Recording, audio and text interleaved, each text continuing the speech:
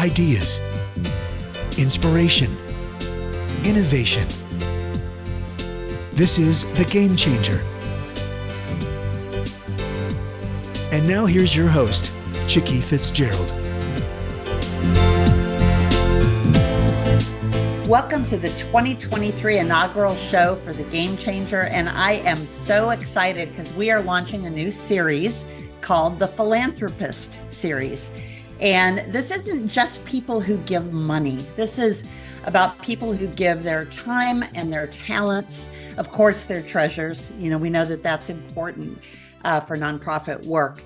But my guest today is Dr. Katarina Rosenblatt, and she is living proof of the promise that she heard a long time ago at a Billy Graham crusade, that God would never, ever forsake her.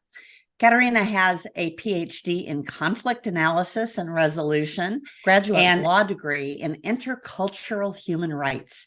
She works closely with law enforcement agencies such as the FBI and Homeland Security, and her mission in life is to eliminate human slavery. Mm-hmm. And she has also founded a charity, and that organization is called There Is Hope for Me Incorporated. And as I mentioned, it is a nonprofit. They're also a client of my company, Solutions, and they have just deployed our product, TravelingToGive, and we'll talk about that at the end of the interview. And she is dedicated to freeing other victims of human trafficking. And I'm going to let her tell you her actual story. Welcome, Katarina. Thank you, Chicky. It's a pleasure to be here with you today. And Dr. Kat, I gave our audience your formal introduction, but I always like to begin the show, particularly when we're talking to an author. And you've written a book called Stolen, and that is going to be the topic of the interview today.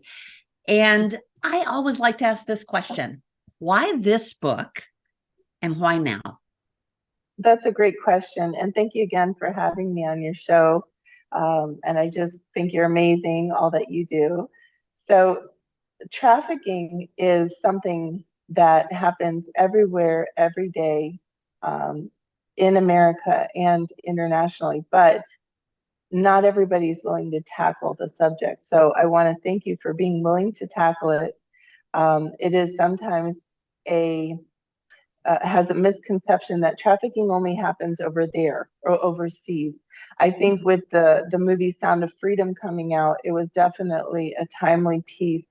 And that accompanied with my book, Stolen, the true story of a sex trafficking survivor, I feel is God's work, you know, sharing stories of hope and how God does pursue survivors and pursue us and rescue us. So in my story, the way it's different is that I had gotten saved at a Billy Graham crusade before I got trafficked. And just about 6 months after getting saved and becoming a born again believer, 6 months later, I was recruited into trafficking. And so as a 13-year-old, you don't always understand the motives behind certain people.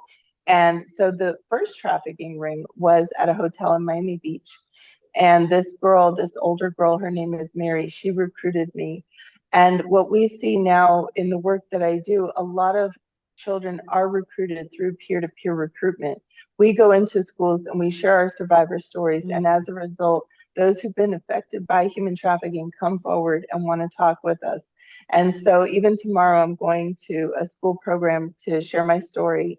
And if any child has been trafficked or is in the process, as many times happens, of being recruited, then we're able to get law enforcement involved and intercept that trafficking scheme.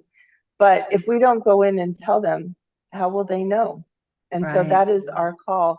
And for such a time as this, we are active and working in the school system to bring awareness to kids and help them come out of trafficking. Right. So the book is actually a part of a bigger ministry for you of getting the message out. Yes, ma'am. Absolutely. We really love sharing our stories when it helps someone else. And so as the founder of the nonprofit, There's Hope for Me, which you mentioned, thank you. I want to share that we are all about survivors, from survivors to survivors, because it makes an impact, a greater impact when children hear our stories then they don't feel ashamed. They can Right. relate. And then they'll come and talk to me after. And we like to get copies of Stolen dedicated or donated to them. And so on my website, we give people the opportunity for that. But I'm one survivor. There are many, many survivors who are out there with their books. And I feel like as many books as can be created or made about your story of overcoming, the more the better, because these children just eat it up. They love it. You know, survivors Right. love these books. And I've gotten that wonderful feedback from so many young people. Right. So did you ever ask yourself why were you in this situation, especially as especially as someone who had found freedom, right, through your experience at the rally? Then where does that why question resolve? Mm.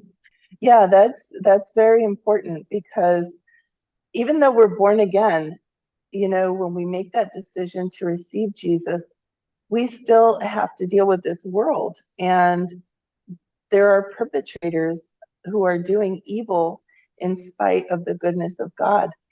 But because God is faithful, he pursued me over and over. And I got trafficked more, I experienced trafficking more than once. And so a lot of that, I believe, has to do with the fall of mankind, you know, the sin that's out there, the evil that's out there. But also there were factors in my life. You know, I had an abusive father, and so I was looking for that father figure. I got addicted to drugs in the second trafficking experience in my middle school. My friend's dad was a trafficker and a pedophile, and he gave us drugs. That addiction led me to the third one. So if we look at people to solve our problems, you know, my friends or a father figure, a boyfriend, instead of God, then we are opening the door to potential dangerous experiences. The same thing with domestic violence. You know, I thought dating my ex-husband was better than dealing with the traffickers. So I have come to a point in my life to understand the part that I had to play, the part that I did play. And that was and I can only speak for myself, in pursuing other things other than God, in terms of trying to get my needs met, my need for love or my need for safety, instead of pursuing him back. And it took me a few years to really understand that. But I did struggle with my relationship with God for a few years, maybe about 4 years of therapy and really working through my trafficking situation. Why did I have to go through 4 different experiences? You know, I really did struggle with that. But then when I came to terms with understanding my own part to play, you know, in terms of accepting the free drugs, in terms, you know, when I got addicted, and other friendships, in terms of not testing people first before allowing them to be my friends. But some of this is also not taught to kids. And that's why when we go into schools and we share about our stories, we also educate and empower students to make better choices. And I always tell them, you be smarter than Dr. Kat was, okay? You can be smarter than I was. And if you see somebody trying to ask you or recruit you or offer you to do something that just doesn't feel right, just don't go with them. Or ask a trusted adult to help you, and ask for their advice and guidance. And so when I look back now and I see all of the hundreds and possibly thousands of survivors of trafficking that I've helped to come out of trafficking and help to mentor and support and encourage and empower, I no longer question why me, why this, and why now, because now I understand the purpose through the pain. And I'm grateful that God chose me for this. Well, and that is clearly it's a very healthy way to look at it, but health comes out of healing, right? When you've been sick, right? So I think, and here's something that really has hit me, because I have been surrounded with people who cared about trafficking for a long time. I remember, I have been in the travel industry and travel technology my whole life. And when I left Dallas, which is where I had met my husband, I had worked for a company called Sabre, which had been part of American Airlines. And I moved to Atlanta and worked for a competitor of theirs. And then we moved to Tampa 23 years ago, which, as you know, is one of the top 3 human trafficking markets in the United States. And I think what has happened, and again, in my life, I remember getting together for lunch with a friend who had been the head of corporate responsibility at Sabre. And she told me that Sabre had chosen human trafficking as their company cause. And I thought, wow, for a publicly traded company to do that, right? That's a big deal. And again, I was touched, but not moved. Okay, I want you to hold on to that for a minute, because a lot of people were touched by watching Sound of Freedom, but they weren't moved to action. Okay, so again, just put a pin in that thought. But there are a bunch of people my age, and I'm in my 60s, and for the most part, and certainly this isn't a blanket statement, but we grew up in 2-parent families. Whether our parents demonstrated love, they stayed together, for better or for worse, right? And it is hard for us to relate either to single parent, kids who've been raised in single parent families, which is rampant right now, right? Or even worse, the situation you describe of you had 2 parents, but one of them was abusing you, right? Which is horrible.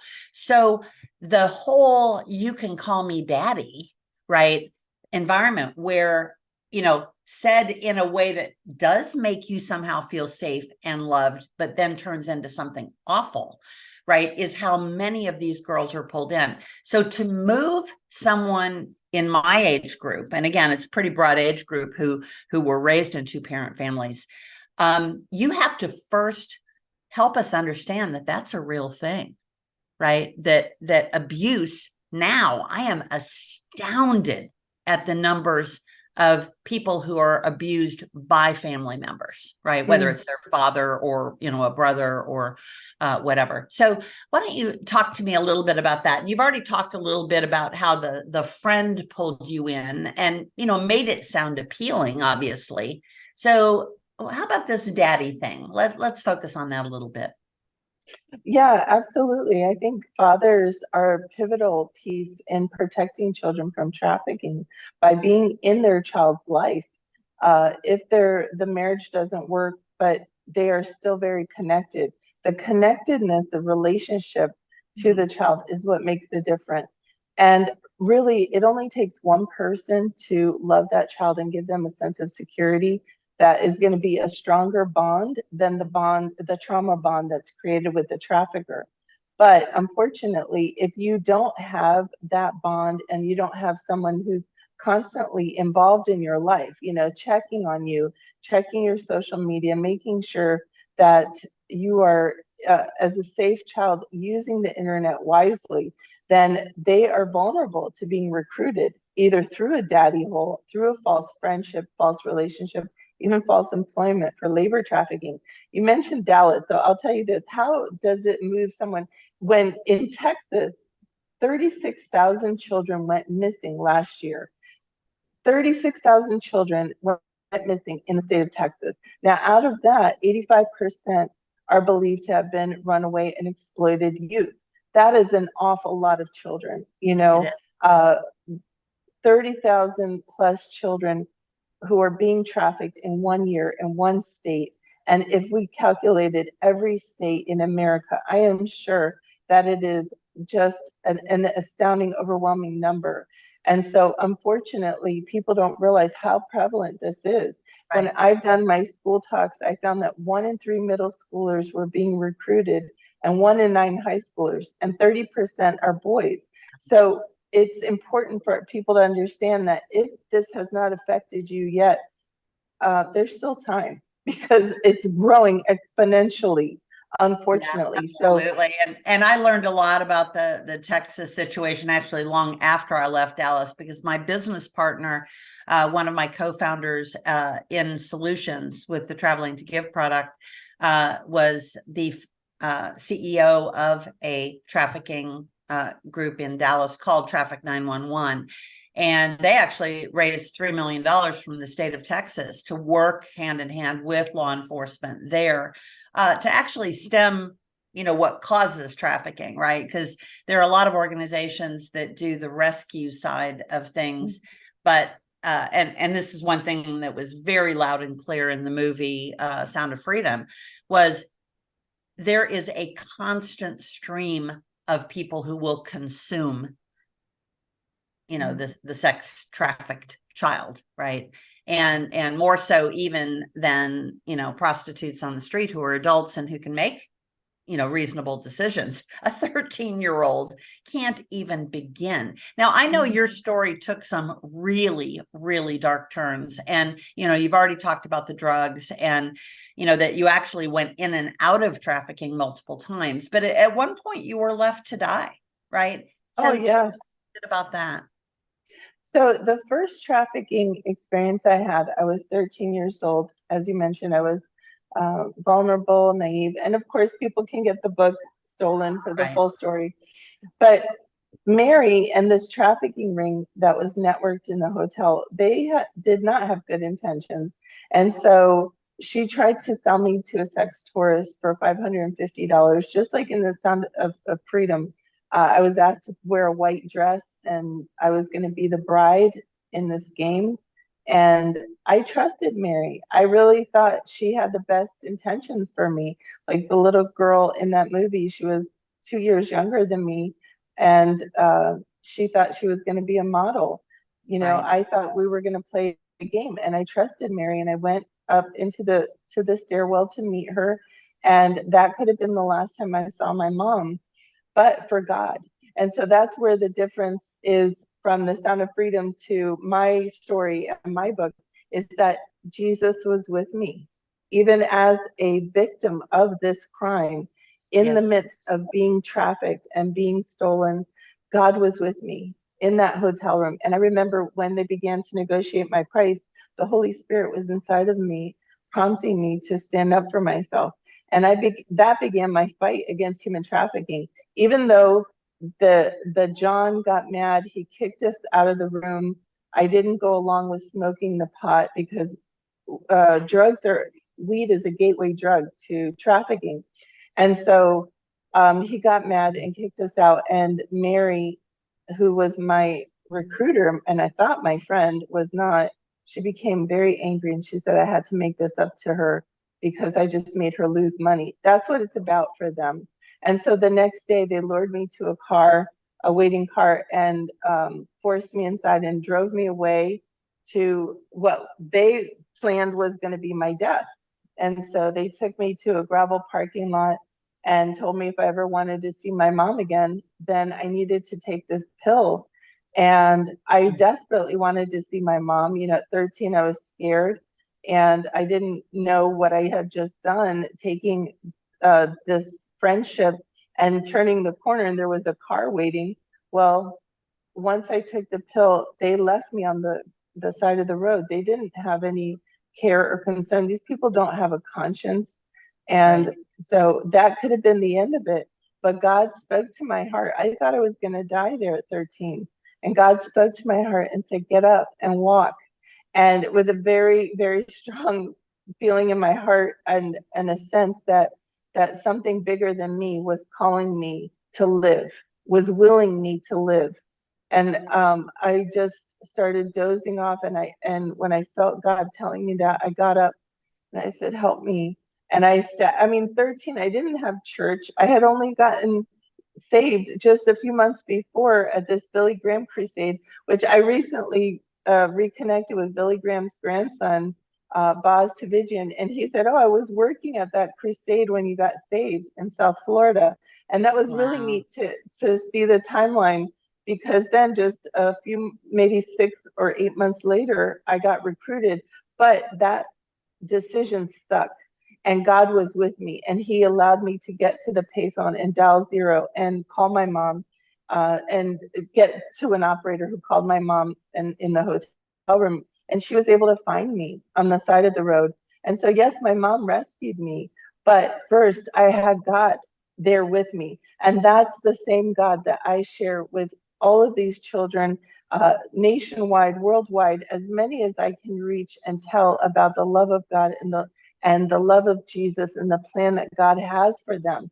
And it is for good and not for evil, plans to give them a hope and a future. And it is that hope that I stand on and that caused me to write this book, Stolen, along with my co-author, Cease Murphy, and also has given me hope to write other books to help every industry identify when trafficking has happened. I just wrote another book called The Student Survival Guide that I give to kids in schools. And then now we're doing another one for the travel and tourism industry. But everyone needs to know this message of how to stay safe, but also that God loves them right where they're at. Right. Well, and I think your story in particular is just such a story of God's grace, because again, not only did you escape from it, but you got enslaved again. Right. And I'm sure, and I've got a similar story in my own life. I mean, it doesn't have to do with trafficking, but it does have to do with drugs. And you know, I was a very social drug user in my teens. Came to know the Lord in when I was 16. And then I was 19, I think. I moved to Colorado and just didn't find a church, right? I mean, this is the classic story when kids leave home, don't find church, don't get into the right group, get into the wrong group, you know, and all of a sudden here I am, having known freedom and known God's love. And now I was back doing cocaine, right? It's like, what's up with that, right? How can that even happen? But for God, right, that is how he shows his unconditional love, and that his arms are open to us even when we fall into the same things over and over again. So tell us about, we know you escaped. You can, you know, if you can tell us a little bit about that. And then how did you get enslaved again? I mean, how, when you know what to look for, does it happen again? Well, absolutely. I love how you put that and how you shared your story as well, Chicky. Thank you for that. I think everybody's story matters. There's no competition of whose is worse. You know, they're all bad. And Yes. so I appreciate that. And I'm sure that some of your listeners may also realize that they have a story to tell also. And that's why I encourage as many people as possible to write as many books as possible, because the more we tell, the more we are bringing this issue to the light, and we're not allowing it to stay hidden. Like all abuse and exploitation, the more it's hidden, the more it can flourish. So in my own life, as a child, there was no education about human trafficking. There wasn't even the law of the Trafficking Victims Protection Act, which is our federal law that says anyone under the age of 18 who's engaged in any form of commercial sex, stripping, porn, prostitution, massage parlors, is a victim of human trafficking. And anyone over 18 where there's force, fraud, or coercion is also a victim. And so in my situation, I came from as an abusive home. The first one was a false friend. She introduced me to her pimp, who said I could call him daddy. And so we covered that daddy hole and that friendship. Well, the second one, my mom moved us out of the hotel. And I had now an added vulnerability. Not only was I missing a father figure, but now I had been kidnapped. I had been taken. I had been stolen. And so that vulnerability, without therapy, without an understanding of what actually happened, and attempted murder, it actually caused me to numb even more to my true authentic self, and not trust my instincts even further. So every time you get abused or exploited, if you don't receive help for recovery, you can wind up just continuing to numb and continuing to have more vulnerabilities. So the next one was my friend in middle school. Her dad was a trafficker and a pedophile. And I went for a sleepover. And when I was there, I saw the drugs. I saw, you know, I mean, I had gone to visit her house and skipping school. Those are all telltale signs. If somebody is influencing you to do something wrong, it's not going to get any better. It's going to get worse, in fact. So that's a warning to kids and parents. That experience left me with a lot of scars because I experienced betrayal from a friend who was my age and got me involved in it and got me addicted to drugs, to cocaine as well. And so when I got away from that, I fought for my freedom. This time I was taken to a brothel, and this time it wasn't so easy to get away. But I did eventually escape. But even in that brothel apartment, I felt God calling me, saying, I have a plan for your life, and this is not it. And so I ran when the enforcer left to get cigarettes. I unlocked all the locks and I escaped. Praise God. But then again, God had a plan for my life. You know, he had a purpose, and I needed to get with the program and start working with him instead of against him, which I did not do. And so, you know, I mentioned I'm here at a Joyce Meyer conference. She was talking about that last night. I wish I would have gotten on the same page with God sooner, but I started to live out of my hurt. And so that time they allowed me to call my mom, and she came and picked me up with my abusive dad, and he was in the front yelling at her, where's your daughter been, not taking any responsibility. And so I didn't tell them what actually happened. I didn't tell them I had been raped. I didn't tell them I had done drugs. I just brushed it under the rug and knew that I had to just go home and act like nothing happened. Just go back to the status quo, because if I even mentioned it, my mom would get beat or my dad would hurt both of us. And so I made that decision as much as I could as the little 14-year-old at this time, that I wasn't going to tell anyone. And these traffickers had threatened to kill my family, and they knew where I lived. So it wasn't a difficult choice to say, no, I'm not going to tell. And I went back to school. They planted drugs in my purse and got me suspended. Nobody would believe me. And so then my mom picked me up. She was so disappointed in me, but I couldn't tell her. I was terrified. If you don't know how to process trauma as a child, you will just find other unhelping coping mechanisms and take the blame and the shame on yourself. Well, it was just a matter of time before another trafficking ring saw the addiction that you mentioned, the cocaine addiction. So you know what I'm talking about. You know, it's like a fiend. They had introduced me to this, and now it made me just crazy for this drug. And so at 15 years old, I was a dropout. My mom was disappointed in me. I felt like my school had given up on me. And so it was not a difficult choice when this elderly man in my building, this old Cuban guy, offered free coke to my friend who was a runaway and staying with us and myself. And we went to his apartment, and that began the third trafficking. Of course, at the time, I didn't know what it was. I was just going from bad situation to worse. Right. So from being this 13-year-old young, naive girl who was very sweet, now by the time I was 15, I was hardened. I was disappointed in life. I was disappointed in society. I felt like my school had given up on me. My mom was disappointed in me. And I just was letting everyone down. So what was I to do? Yes, I had Jesus, but I wasn't listening very well to him at all. And there was no youth group or anything like that really going on. Like they do now. They have wonderful youth services available for kids. But for me, it was basically the streets and finding friends and to hang out with who were like me, you know, had been abused, had addictions, people that weren't going to judge me. And so this third trafficking ring, they wound up welcoming me, making me feel like it was family, until they sold me to someone with AIDS. And that's when I knew they were not my family. I knew that they didn't care about me. And I also knew that God had saved me once again, despite my own rebelliousness, despite my own self-sabotaging and things that I did. Now, of course, no victim of trafficking is ever to blame.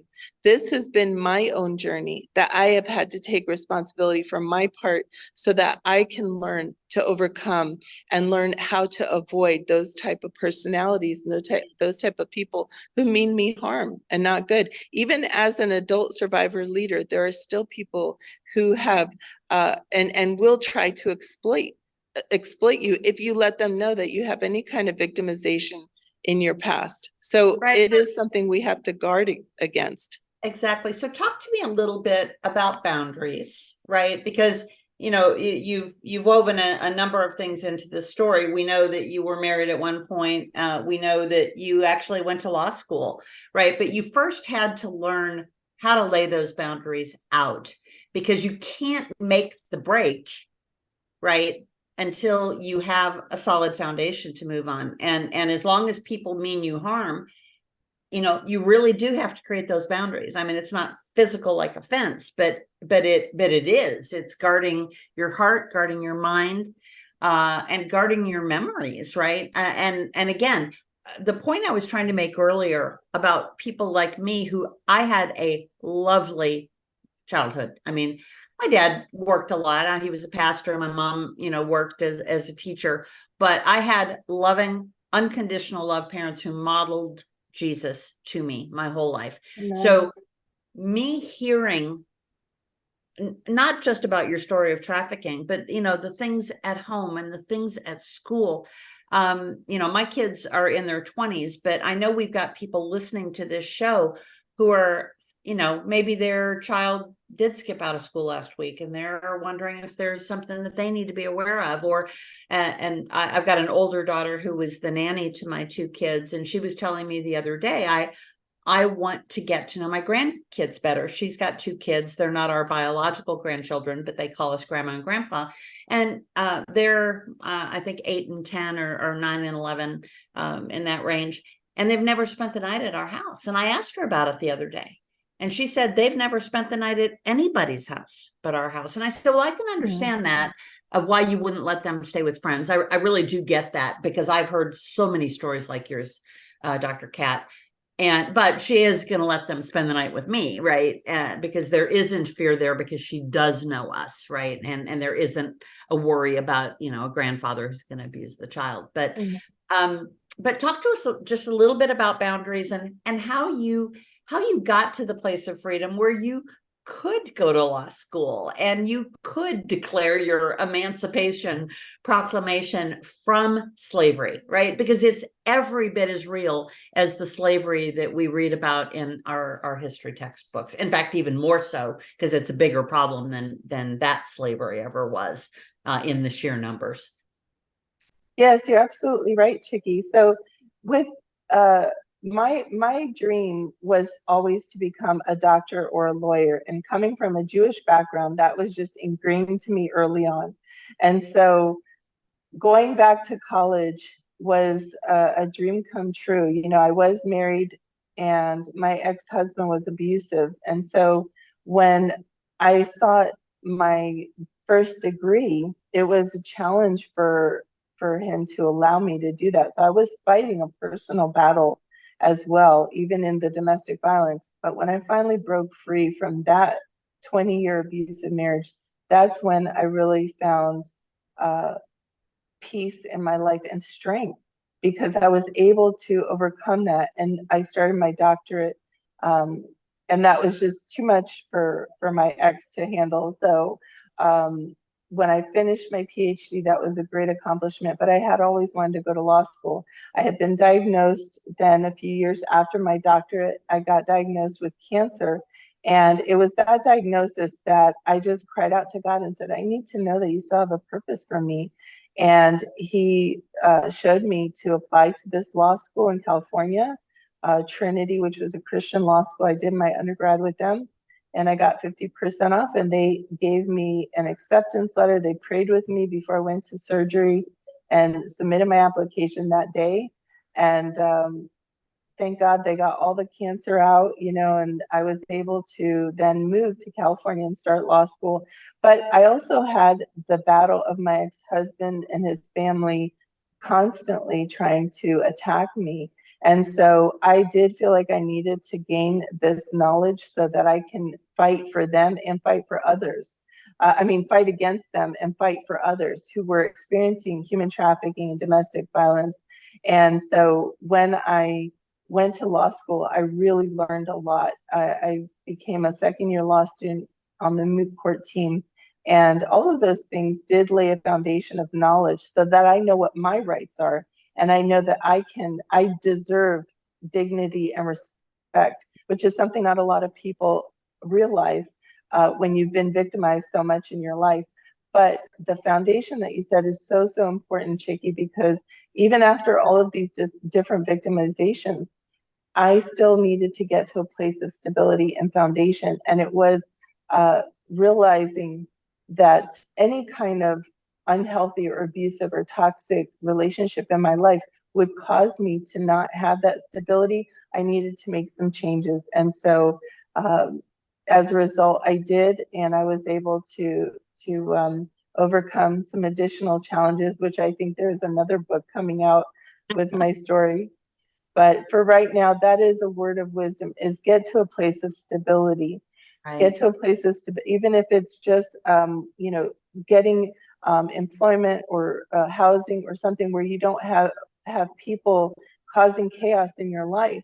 And then once you have that stability, you're better able equipped to navigate the interpersonal relationships in your life, but take care of yourself first. And so I've had to learn to do that over and over again until where I'm at now. And I feel very much at peace and contentment. Well, and through it all, that God kept telling you he had a purpose for your life. And my very favorite, people tend to have a life verse. Well, I of course am the overachiever that has an entire chapter, right? I can't just pick a single verse, but Psalm 139 says that before the foundation of the earth, God knew that all of this was going to happen. Now, was that his plan for your life? No, right? I mean, he has planned for a hope and a future, right? But he always knew that you would be part of the group, the army of God that is out to set the captives free, right? That is your calling in life. And I love how you have taken that and you've added on, these layers of your doctorate and the law degree, and you've actually taken action. And that was my whole point in telling you the story, not to set myself apart that I didn't have a bad childhood, because I saved that for my teen years and later, right? And did my errant years and had to come back, as the prodigal child, right? And that as many times as the prodigal comes back, right, the arms of the Father are open, right? And that is the story that your life tells, right? So I want to shift gears in the few last minutes that we have together.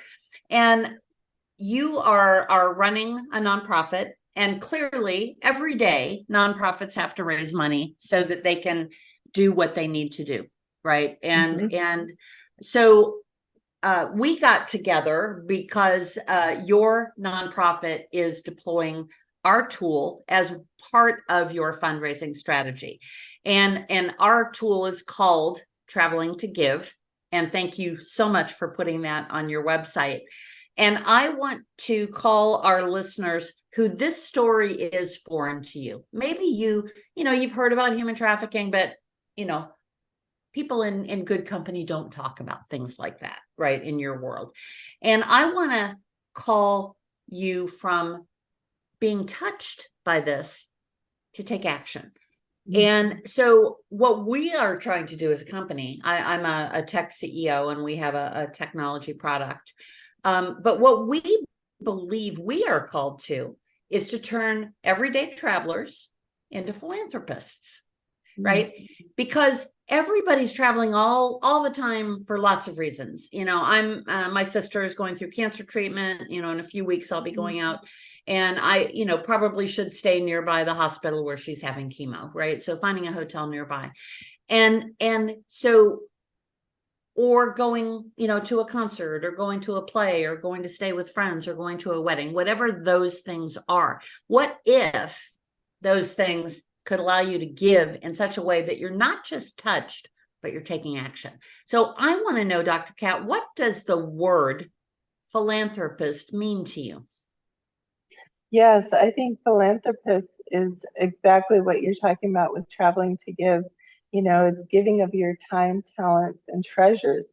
It's not just giving a donation and forgetting about it. It's also giving knowledge. It's giving back. For me, it's been giving back to other survivors who need it.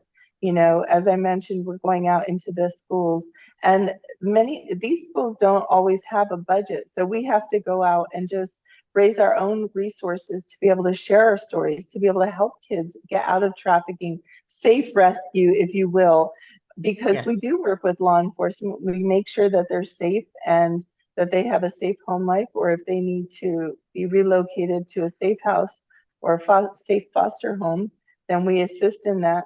However, these children also don't have any resources when they come out. They're hungry. And a lot of times, it's just sharing a Chick-fil-A meal with them. It's just getting them, a Subway gift card so that they can have something to eat, because they've been recruited because they were hungry. So this is what giving back is. If you have ever been hungry, if you have ever been abused, if you have ever been homeless, you know what it's like to suffer. If you've ever been addicted to drugs, or if you've ever been trafficked or exploited in any way, this is your opportunity to give back, to help another person so that they don't have to go through it. And it's not a handout, it's a hand up, because just knowing that you gave, that you cared, let me tell you, these kids appreciate it, and they value that so much more than just somebody or a social worker that might have to do it because it's a job. This is a ministry and it's a calling. And I'm grateful to God that He's chosen me for such a time as this. Well, and I'm getting some ideas, when you mentioned the gift cards, and we've got a team that is working with you to help you figure out how you can show the value of every single dollar. And the cool thing about our product is we are actually the ones doing the donation to Dr. Katz's ministry, and that we're doing that out of our revenue and profitability. And our clients are assured that they're going to have the best price, for every trip that they take, and that out of our profits, we do that donation. So you're not even having, you can be a philanthropist without putting out your own cash, right? Which is, we think, is a really, really cool way to help people move from, again, being touched to taking action. And Dr. Katz, you mentioned your new book, What to Do When You Are Faced with Human Trafficking, What Every Traveler Should Know. And having spent my entire adult life in the travel industry, I know that my industry, both the travel industry and the events industry, which we actually are a bridge between those two industries, those are the two industries that are unwittingly complicit in human trafficking. And it is my personal mission to make a huge impact. So just for our listeners, our normal model with our nonprofit clients is that we donate 25% of our gross revenues to them. But when the charity is focused on human trafficking, we give 50% of our revenues. So Dr. Katz's organization, for every hotel room you get and the money that we earn from that, we give 50% back to her ministry. So why is this book so important? And I want to hear a little bit about your motivation, because everybody loves to travel, right? So you've got this, and I remember a line from Scrooge of, what is it, Spirit? You're mixing great sadness with great happiness, right? Travel and trafficking, right? So tell me about why you wrote this book. Yeah, and I appreciate everything you and TravelingToGive are doing. I love that travelers can give back in that way just by booking through our unique QR code that's on our website. There's hopeforme.org. And so this book is a handy dandy ebook travel guide, if you will, to help travelers know what to look for and how to stay safe from being trafficked on their travels. Of course, it's not a fail-proof, because traffickers are always coming up with new schemes. But from what we've learned and what I've seen in being in the anti-trafficking field for almost 20 years, I can tell you that I have learned and seen so many stories. So we're putting together a compilation of different vignettes so that travelers, when they see something, they can know what to do. They can know how to respond, who to call, and how to help that person get out of it. And the number one thing is always trust your gut. So I found that there are trafficking recruitments happening in airports, in bus stations, the car rest stops. There are trafficking schemes happening on public transportation. So we're putting all of that together in this handy dandy guide, what every traveler should know. And it will give, because many travelers have asked me, well, I saw something at the hotel, but I didn't know what to say. So now we're going to give you an army with the tools, what to do and what to say, how to respond, and how to get yourself out of a situation when you feel like something may not be right with that Airbnb. You need to trust your instinct. And so we're here to support you in that. And thank you also, Chicky, because I know Solutions and Traveling to Give is there to support us all as well. Well, not only that, I've got a network on LinkedIn of about 10,000 followers, and at least half of those are travel industry executives. So it is our pleasure to support you in this. Just as we are wrapping it up, just one more thing. How can our listeners best support you? And you are on mute right now. So how can they find you? Just give us the one place they can find you. Absolutely. www.thereishopeforme.org, and it's spelled out FOR. So thereishopeforme.org. You can get a copy of my book, Stolen. You can get a copy of the new ebook, The Traveler's Guide, What Every Traveler Should Know, Needs to Know. And you can also make your travel plans with Traveling to Give. So that is all found on our website, thereishopeforme.org. Thank you so much for having me, Chicky. It's been a Dr. pleasure. Kat, it has been my honor. And I was going to share with you, our stories tie together in all different kinds of ways. But my mother went to high school with Billy Graham's wife in North Korea. They both grew up in Pyongyang, North Korea. And so I met her at the 25-year class reunion, or maybe it was the 50th class reunion. But it's just amazing how God uses people, and that you're in the right place at the right time. And just know, for our listeners here, there's a plan for your life. And sometimes we take detours in that plan, but God always brings us back to center. So thank you so much for your time today, and just to ask, there will be great favor on your life moving forward, and we want to be here to support you, Dr. Kat. So thank you for your time. Have a great time at the conference, and we will talk to you very soon. Thank you, Chicky. God bless you. Okay, thank you so much.